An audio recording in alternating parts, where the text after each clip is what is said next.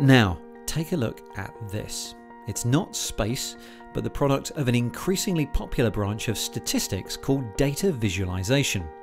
This piece of work by Israeli data scientist Gilad Lotan maps out Twitter reaction during an increasingly ugly Israel-Gaza conflict. As messy as Twitter feeds and the topics there are, the relationships are actually amazingly organized. They reflect our society.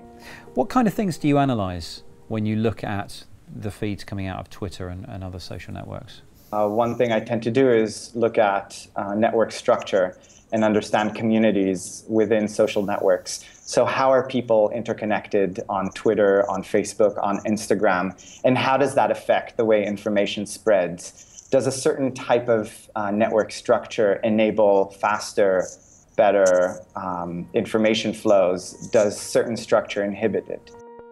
Gilad looked at Twitter responses to the bombing of a UN school in Beit Hanun, Gaza, during the last week of July. You use different mathematics to sort of organize these graphs and show regions that are much more connected to within the region, right? Identify these communities, and that's represented by the colors of the graph.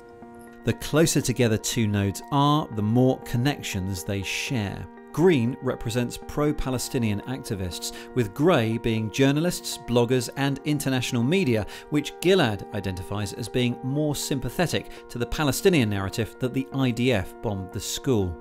In a separate set of blue bubbles are media, public personas and American conservatives he labels as pro-Israeli. It seems that in this particular instance, with this particular event, that anyone who reports the facts of what we know, how many people died, what the damage was, is put on the pro-Palestinian side of your graph. And anyone who either doesn't report it or reports the IDF line is put on the pro-Israeli side.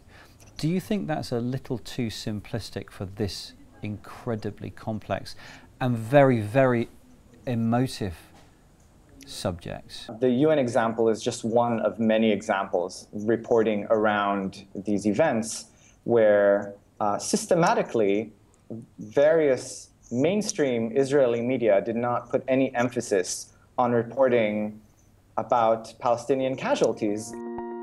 Gilad's data visualization identifies the left-wing Israeli news source Haaretz as having the most potential for bridging biases and barriers because it has the most connections on both sides. But Gilad believes that social networks are actually perfectly designed to reinforce rather than challenge our views.